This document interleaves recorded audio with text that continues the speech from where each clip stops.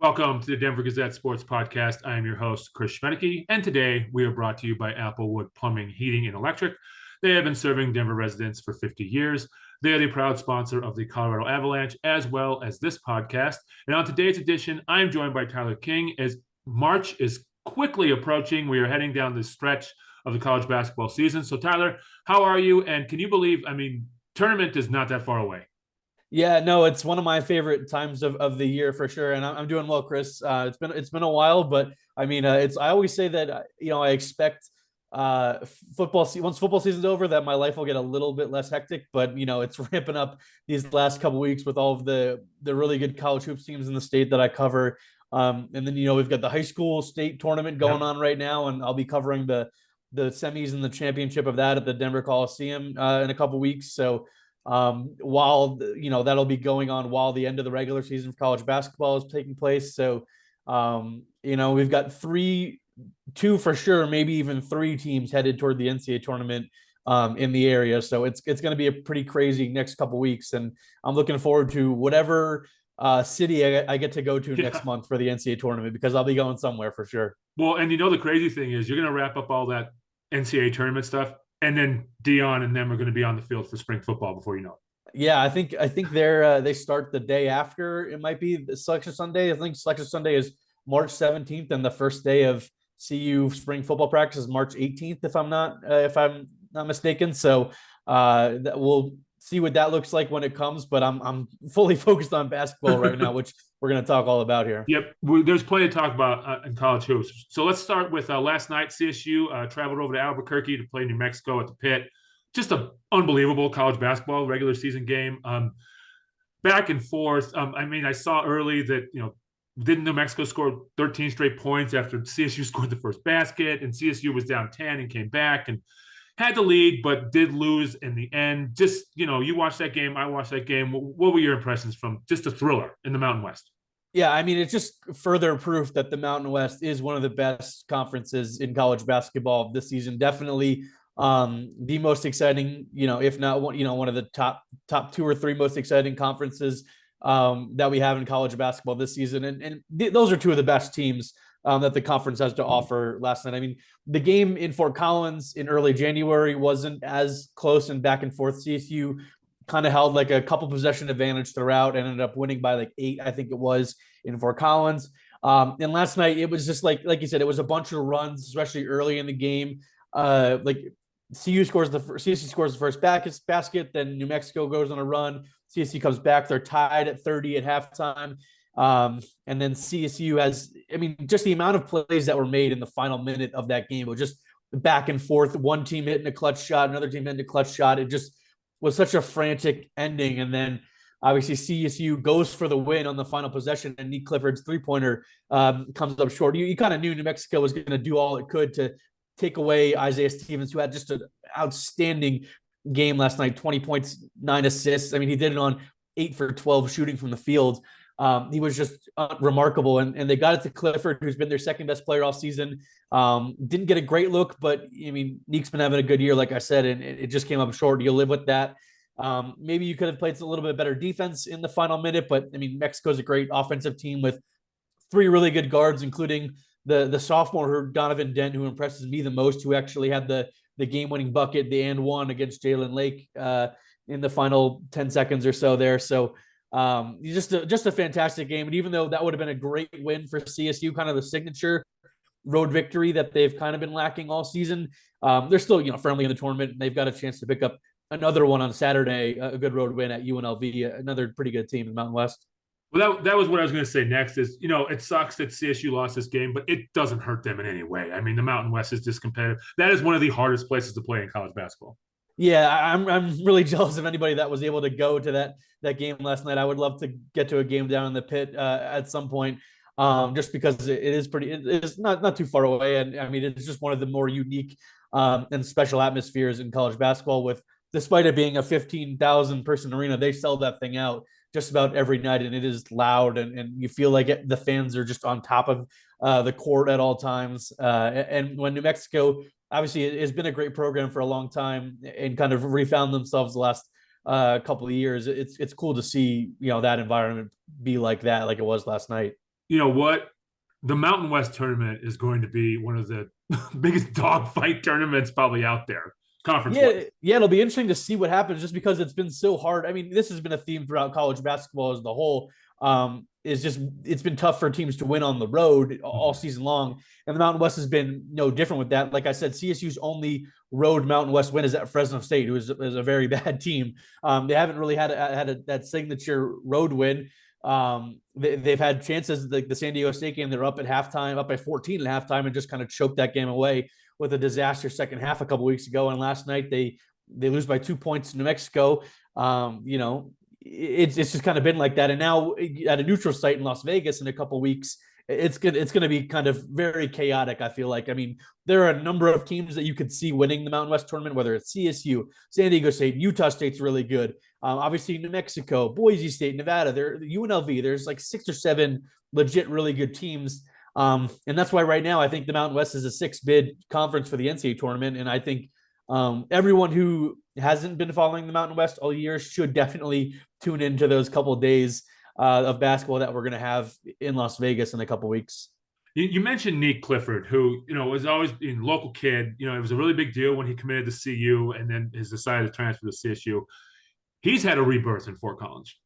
Yeah, I mean, it's one of the biggest stories that they've had this season. Obviously, getting Isaiah Stevens back for a 5th and final season was the biggest deal, but getting Nick Clifford and kind of unlocking this offensive game out of him has been really fun to watch because, I mean, anybody who watched him at CU the last couple of years, you could see he wasn't asked to do a ton offensively. He was kind of a catch and shoot guy. He wasn't really attack a closeout once in a while, but he kind of at the end of his career, his numbers dipped from a sophomore to his junior year. On the whole, he just kind of lost a little bit of confidence as his shooting stroke wasn't really there really ever on a consistent basis. I mean, he was always playing high level minutes because he was Tad Boyle's best defender for two straight seasons.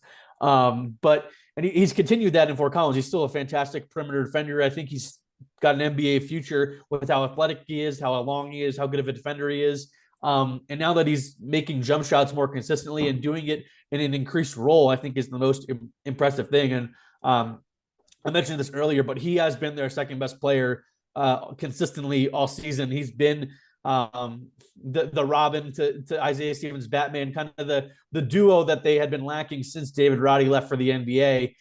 Neeks really provide that. And obviously they've got a really good starting lineup, a veteran group, and a good rotation as a whole with good depth. And that's the reason why they've been so successful. But getting Clifford to be this good, I think, is really one of the more underrated and fun stories that we've had in the state for college basketball this year. It's crazy how deep the Mountain West is. I just pulled up the standings. CSU is 7th in the standings if you look at like by conference record. I mean, they're ranked and San Diego State is ranked, but that's just the depth of this conference is just ridiculous. Yeah, I mean, CBS right now, their bracket projections has San Diego State and CSU both as 4 seeds, Utah State as a 5 seed, New Mexico as an 8 seed. And you've got, I think Boise's in there as well. It's a really, Nevada could sneak their way in there, I feel like, too. I mean, it is a pretty crazy good conference right now. And I think hopefully they get the respect they deserve come March because they've been better than a lot of high major conferences this season, which is something I wrote about a couple weeks ago. But like only I would say maybe the SEC and the Big 12, maybe the Big East, like are the only conferences that have been consistently better than the Mountain West this year. Like it's better than the Pac-12 for sure, which I'm sure we'll talk about. Yeah. It might even be better than the ACC and the Big Ten this year. I mean, it's just the coaches. There's a lot of veteran coaches that have stuck around, a lot of young coaches like Nico Medved that have stuck around. They've got veteran rosters with some really fun star players that haven't transferred. And I think that's kind of been the perfect recipe for an incredible conference this season. You talked about Coach Medved there. Teams are going to be probably calling him in the offseason. I think it's going to happen. Yeah, I mean, CSU has done a good job of holding on to him so far and kind of making him one of the more well-paid coaches in the Mountain West, as he deserves to be. But I mean, the high majors are going to come calling again. Like you said, he's turned down offers before. Him and his family love Fort Collins, and we'll see if that love for Fort Collins is able to overpower any offers that he gets. But I mean, if a team in the high major conference, whether it's his alma mater of Minnesota, comes and triples his salary, then that might be hard to say no to. Or another school in the Big Ten, or even the Big 12 or the ACC, like whoever it is, comes to him and triples his salary, that might be hard to turn down. But he definitely has earned his standing as one of the better young coaches in all of college basketball for sure. All right, let's travel to Boulder, where the CU Buffs are the most bubble team of all bubble teams. Is probably going to describe them. Yeah, that is a pretty accurate description. And they've got a game this week against another team you could describe as the bubble of all bubble teams in Utah, which will be a fun game on Saturday night. So, the Pac-12 is not deep this year. It's top heavy with Arizona. Washington State is ranked 21st in the country at 20-6, and that's pretty much about it. Everybody else is pretty average. It took everything for the Buffs to beat a bad USC team on the road last week. Double overtime. Yeah. Double overtime. The road woes are a very, very serious factor for the Buffs. Yeah, and like you said, there's just not many opportunities to pick up good wins, quality wins. Like their only quad one win of the season is at Washington, and that is hanging on by a thread because Washington is hovering around like the 65 to 70 range in the net rankings, and it's 1 through 75 for a road win, for a quad one win. They missed a big opportunity to get one against Arizona a couple weeks ago. That was a wholly disappointing performance by Tad Boyle's team. They fell behind early and never could recover. They played terrible defense all night long. Arizona hit a bunch of shots too, but they gave up, I think, close to 200 points across the two games against Arizona this season. And that, like you said, just shows kind of how top heavy it is. And they're going to have one more chance to pick up a quad one win, likely. And that'll be at Oregon next week. And they have to win that game for sure. I mean, just about every game going forward is kind of must win for them to get on the right side of the bubble. I mean, if you look at it right now, ESPN has them one of the next 4 out, while CBS has them one of the last 4 in. So if you meet somewhere in the middle of those two, they're probably in the next 4 out. And on the outside looking in as one of those 2-3 teams right there. They have to win this week against Utah at home. That's for sure, because they have to protect home court. That loss to Arizona is their only home loss this season. They've been really good in Boulder. But like they've beaten the bad Pac-12 teams, really, because it's full of bad. The Pac-12 is full of bad teams. It's just tough to pick up wins. Now they have Cal and Stanford at home next week, and then they go to the 2 Oregon schools, like I mentioned, and it feels like they have to go undefeated the rest of the way in the regular season.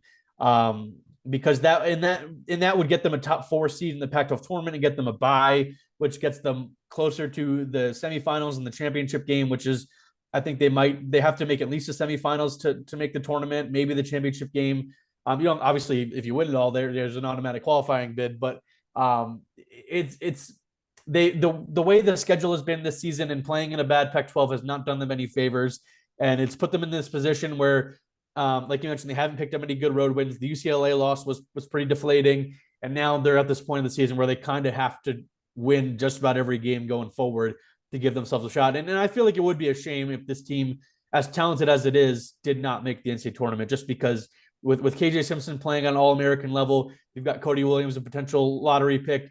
Tristan Da Silva could be a first-round pick in the NBA draft. You've got other high-quality players in the rotation as well. It just feels like this would be a real disappointing season if they don't make the tournament. And it's going to come down to these last couple of games. Well, I was just going to bring up the expectations on them because there was a lot. I mean, they have 3 probably NBA players on that starting 5. And they just, I mean, they've looked good in some home games, but they don't look like a team. They don't look like they have 3 NBA players on their starting 5, especially at times. They do when they are playing their best, but the last month or so, they haven't been consistently playing at that level. And like I said, they've had injuries basically all season long. It's Cody Williams missing time, two separate times.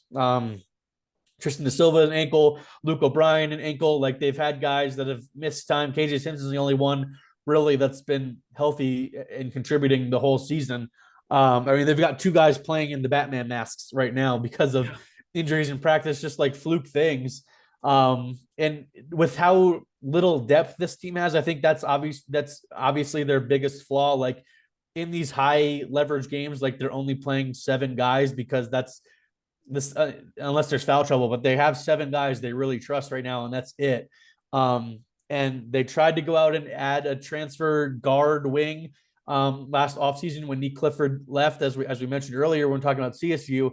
The first guy they tried to thought they were going to get was Dalton Connect, who's having an incredible season at Tennessee, the Thornton native who was at UNC for a couple of years and was making that jump up and looked like he was going to go to CU, but got offered some money from Tennessee. They tried to get this kid Chance McMillan from Grand Canyon, and he ended up going to Texas Tech. And they were swung and missed on their 2 transfer targets, and now they look like and play like a team that is 1 guy short, and that's just kind of how it's been for the last couple of weeks in Pac-12 play, because it just feels like, it feels like they should be clearly the second best team in the Pac-12, but they've so rarely looked like that over the last 3 or 4 weeks, and maybe they'll change that around in the last 2 weeks to end the regular season, but so far it has been on the disappointing side. Any heat on Tad Boyle's seat? I don't think so. I think he's so got about as good of job security as anyone in the country.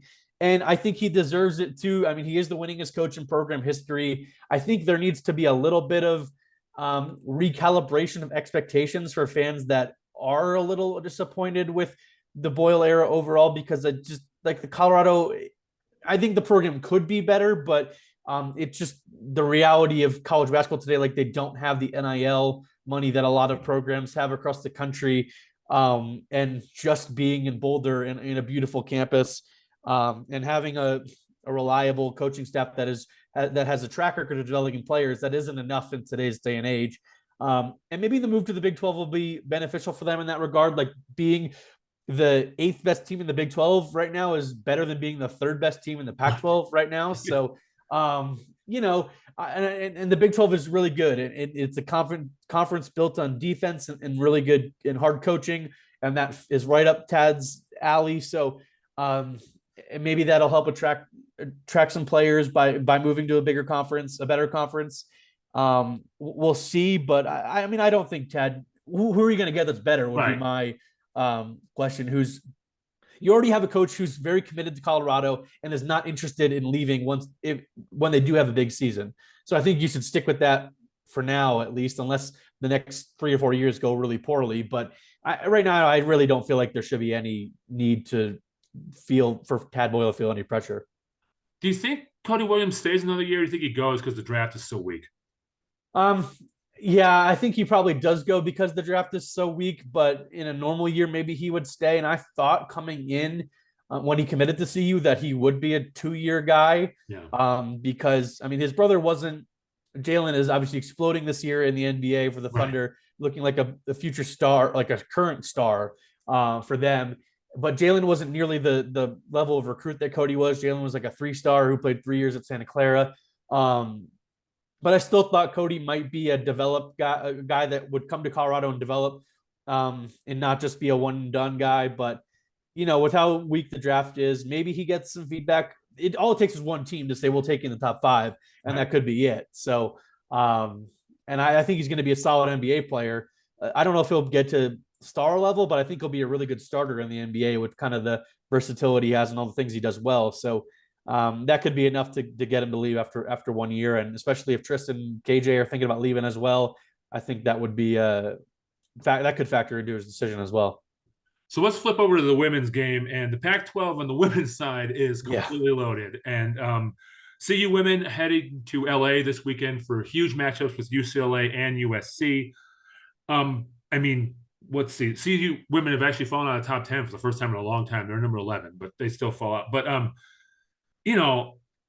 this talk about a gauntlet like the Mountain West. Like, this is ridiculous for them. Yeah, it's the complete opposite of the Pac-12 men's side. The women's side has been an unbelievable conference all season. I mean, CU is tied for second right now at 10-4 in Pac-12 play, 2 games behind Stanford, who seem to be on their way to winning the regular season title there.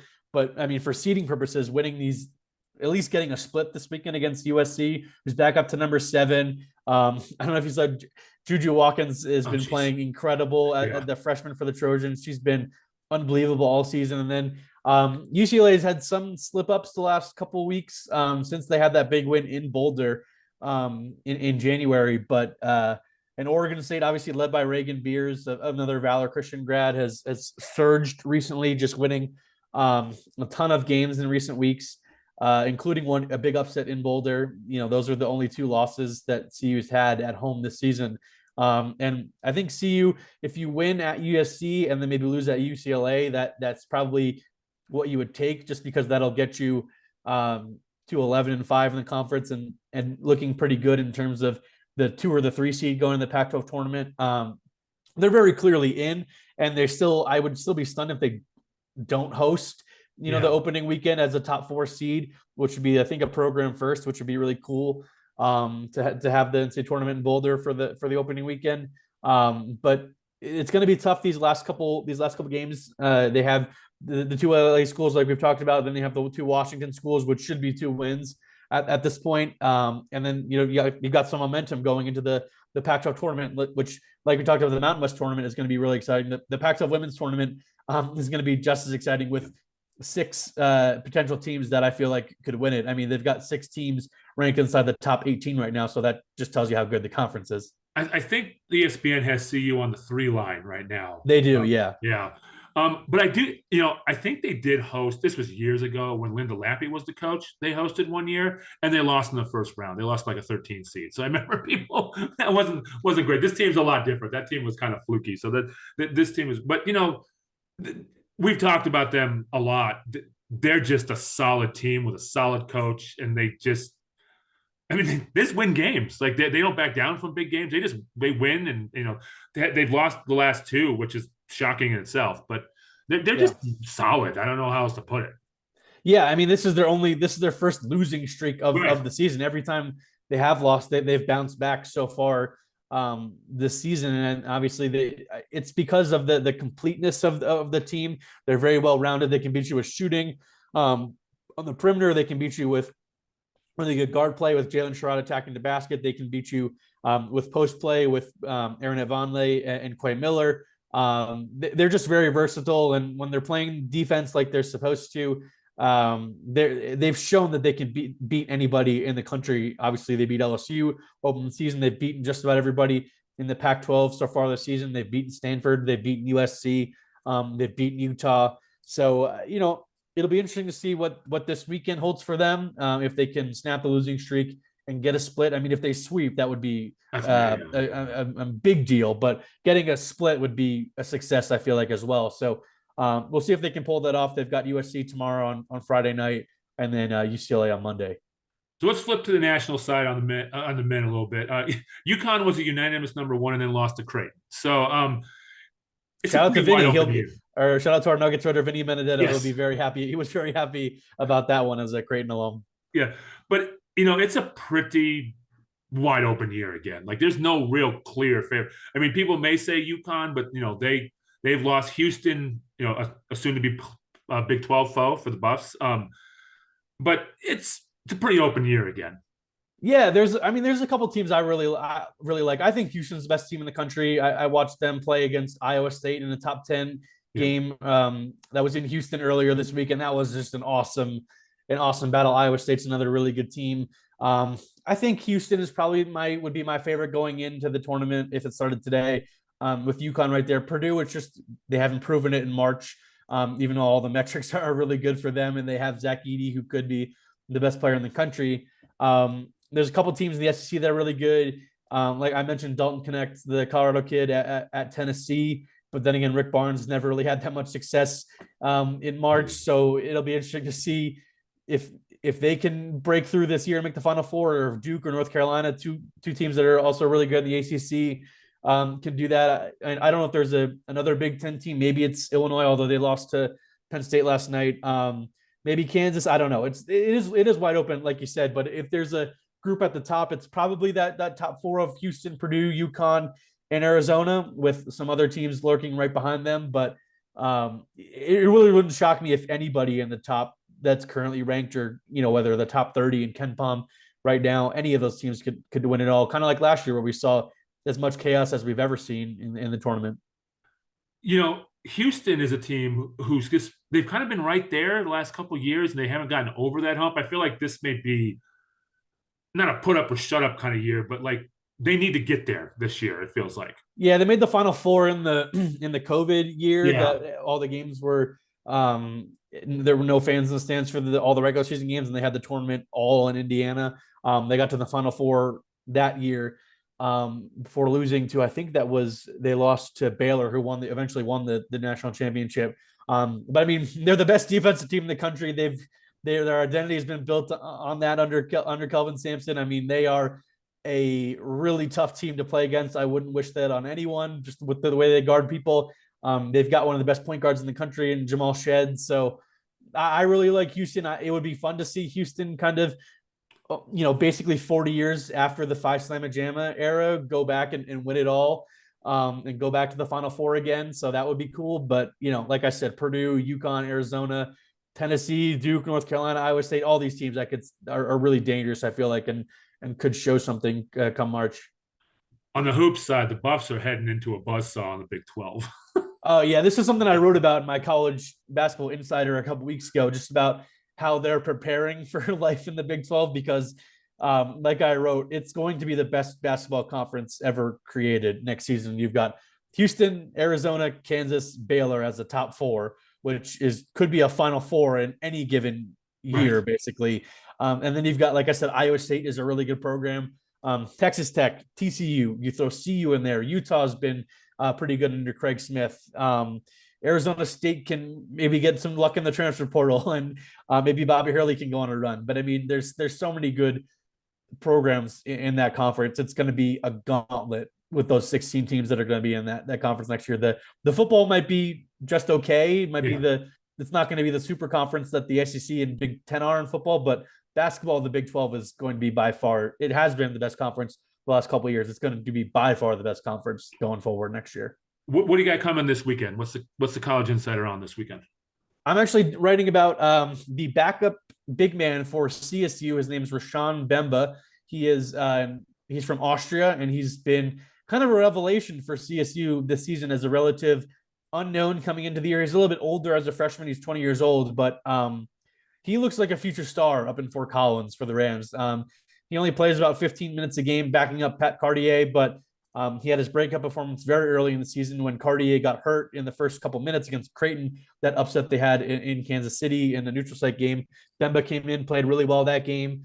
He's had some really good games as of late. He's super efficient scorer, really physical rebounder. So you can look for that. I'm going to have a feature on him. And then, coming up, I'm going to have a feature on Dalton Connect as well. I've mentioned him a couple times in this podcast at Tennessee, the Thornton native, just kind of one of the breakout stars of college basketball this season. And it's been cool to see him go from, kind of a relatively unknown high school player in Colorado to junior college to Northern Colorado, and now at Tennessee, where he could be a first-round pick in the NBA draft for sure coming up. And I think he would be just the fourth CHSAA, someone who played in Colorado high school basketball, to be drafted in the first round this century. That list is very small. Derek White is the first one I can think of. Yeah, is one of the more recent, but yeah. Well, I'm talking this century. Oh, this century. Oh, okay. Since 2000. So he would be the fourth person to do that, and he's been a revelation for Tennessee this season. So I'll have a feature on that in the coming weeks as well. And so much coverage of all these games. I'll be at CU Utah on Saturday night. And next week we've got a couple big home games in Fort Collins with CSU. So stay tuned for all that. And then I'll have high school coverage as well. That should be a fun tournament. So a lot of hoops coming up for me in my future, which is all I can ask for. Real quick before we go, last week you had that feature on CSU women's guard McKenna Hofschild. I always get her name messed up, but yeah, McKenna Hofschild. Yes, Hofschild. She is a star up there in Fort Collins. She's breaking records. She's approaching Becky Hammond status up there. Yeah, I mean, Becky Hammond is just about on the top of every offensive category statistic in the CSU women's basketball record books, and McKenna Hofschild is right there at number 2, basically, in all of those categories. She's the second player to ever score 2,000 points for the program. Only her and Caitlin Clark in the country are averaging 23 points and 7 assists a game. She does everything for them. And she's become a pretty beloved figure up in Fort Collins with all she's been able to do. She's been there for 4 years now. She played 1 year at Seton Hall before transferring. And, there's a chance they could go on a run and win the Mountain West tournament and get in the big dance. But even if they don't, I mean, McKenna Hofschild's had a great career. And I was glad I was able to write that story last week. They had a big win against Wyoming the day it came out. So, she's been terrific. She's 5'2". She doesn't look like your typical college basketball star, but she definitely is that. Tyler, thanks for coming on. Make sure you subscribe to this podcast on Apple and Spotify. All of Tyler's coverage and everybody's coverage is over at denvergazette.com/sports. And Tyler, we will probably catch up as conference tournaments get closer, and we will talk to you then. Sounds good, Chris. Thanks for having me on. Thanks.